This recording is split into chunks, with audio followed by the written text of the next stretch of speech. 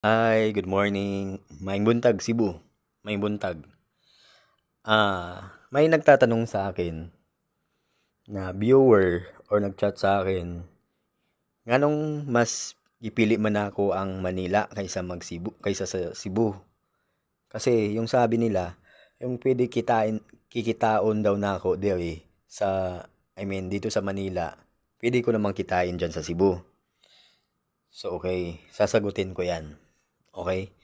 Unang-una, share nyo yung video na to para mapag-usapan, makagawa tayo ng maraming content for inspiration, motivation sa buhay, makapag-share na gospel kay Lord. Share natin. Ah, Share natin yung video, guys. Salamat po sa suporta. Actually, unang-una, sasagutin ko po yung tanong, bakit ako nag-Manila, bakit hindi ako nag-Cebu? Kasi yung pwede ko namang kitain sa Cebu, yung pwede kong kitain dito sa Manila. Okay? Actually, unang-una, may ginatawag tayo na get out of your comfort zone. So, ibig sabihin, buot pasabot. So, parang in my side, dati, way back 2018, 6 years ago, nakukulong ako eh. Nakukulong ako sa comfort zone ko. Okay? Nakukulong ako sa comfort zone ko. Ah, Nakakasama ko yung mga barkada ko, yung mga kababata ko. Tapos, wala akong trabaho. Hindi ako nakapagtrabaho that time bago mag-pandemic noon. Okay? Actually guys, hindi po nakakala, may anak po ako isa. Okay? Nasa Negros po siya ngayon. Yes po, nasa Negros po. Di ko lang alam kung nasa Negros. Basta nasa Negros siya ngayon. So, way back, magsi 6 years old na po siya ngayon. This coming December. So, naway po na samahan tayo ng Panginoon na mamit natin yung anak ko sa madaling panahon. Actually, hindi pa nila maintindihan. May mga bagay talaga na hindi sangayon pa si Lord, hindi pa kalooban ng Panginoon na nangyari before. Okay? So, naintindihan ko naman yun. Yung kalooban ng Diyos.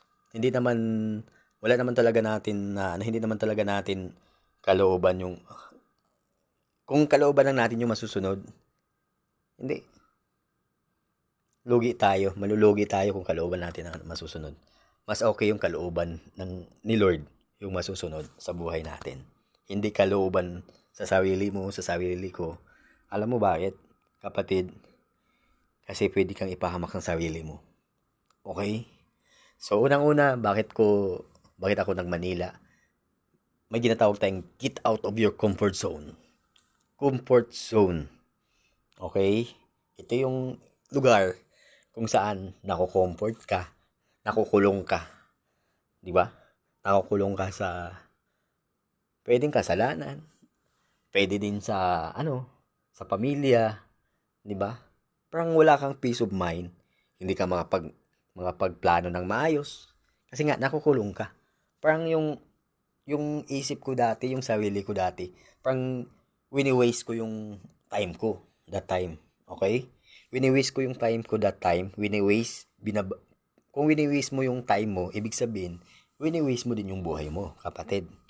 Okay? Get out of your comfort zone, kapatid.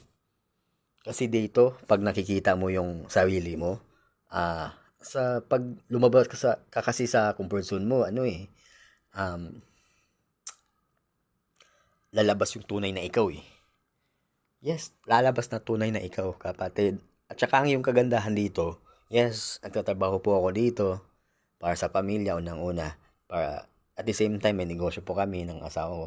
At the same time, naglilingkod po ako kay Lord. Yes, binago po ni Lord yung buhay ko. Way back. Sinurrender ko yung buhay ko, yung sarili ko sa Panginoon. Kapatid, malaki yung pinagbago sa akin. Yes, it is a great testimony na pag sinuko mo yung buhay mo kay Lord, talagang mababago. Mababago yung buhay mo, takbo ng buhay mo, perspective ng utak mo, mindset mo, the way ka mag-isip. Okay? Pamumuhay mo. Kasi naniniwala kasi ako na hindi lang buhay yung babaguhin ni Lord sa'yo, kundi pamumuhay mo, hanap buhay mo, kapatid. Di ba? Grabe yun. Grabe pag nagtiwala ka kay Lord. Grabe yung ah, ibibigay ni Lord. Grabe yung ibibigay ni Lord pag nagtiwala ka. Maniwala ka lang. Powerful si Lord. Di ba? Kapatid, ikaw nakikinig ka or pinapanood mo tong video na to. I want to encourage you guys. I want to encourage you, kapatid.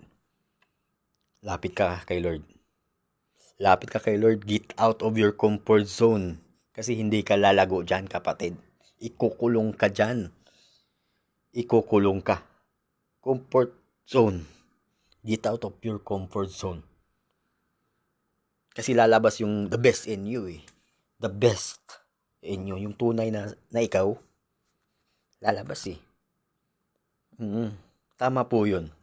Tama po yun, kapatid. So, itong video na ito para to sa mga kabataan na hindi pa po matured, na nakukulong pa sa kanilang comfort zone.